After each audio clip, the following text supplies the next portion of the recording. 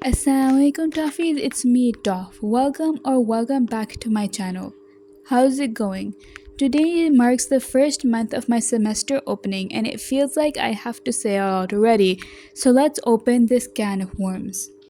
So the main problem I face a lot is in university is being CR and being smart, I guess. So people love making me do a lot of little things for them, like bringing board markers for their entertainment, even if I'll get them from 2 floors down or up, or going to fetch the staff to lower or up temperatures for the ACs. More often than not, students rather have me run up and down looking for staff that eludes me, even if I'm physically exhausted and not helping me. The thing is, why should they care? However, the thing is, a little kindness or lessening the burden for one person running around doing errands for you can go a long way.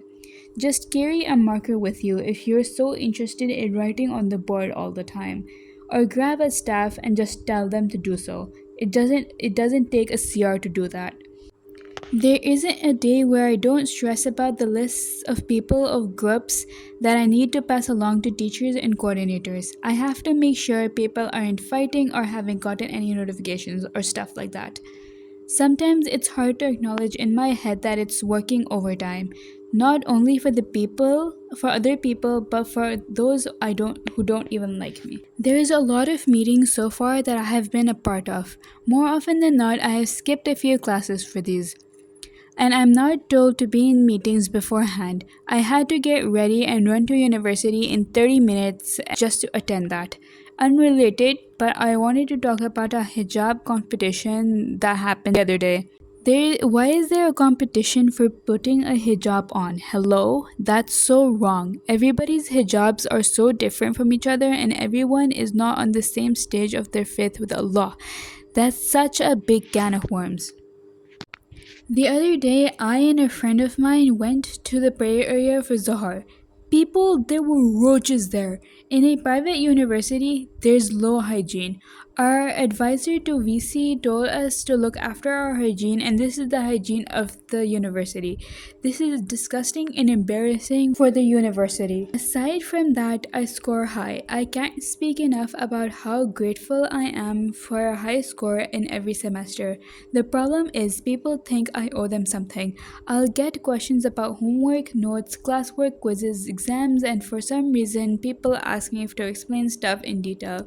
I've met people arguing with me about what or what not teachers has taught us.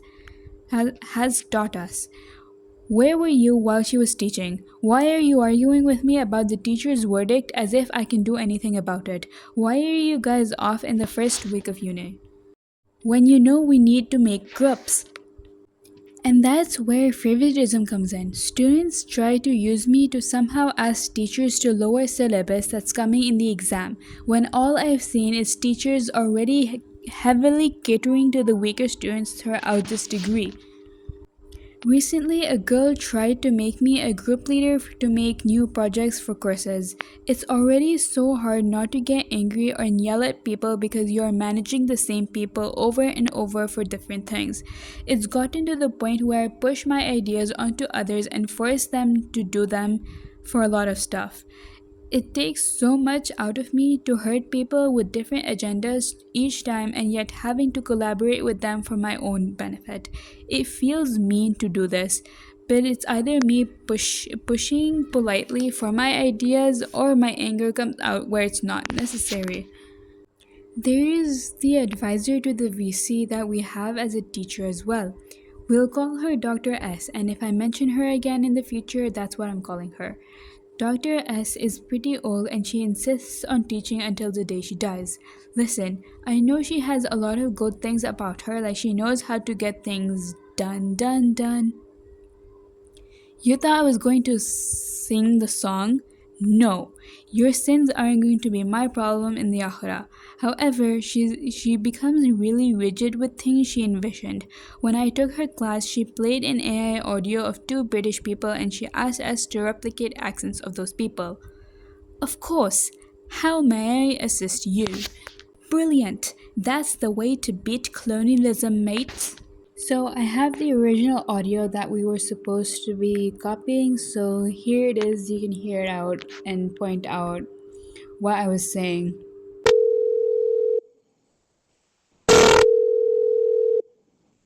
Good morning. Thank you for calling Hotel Grandeur. How may I assist you today?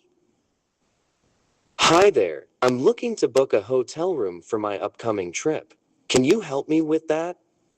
Of course, I'd be happy to assist you.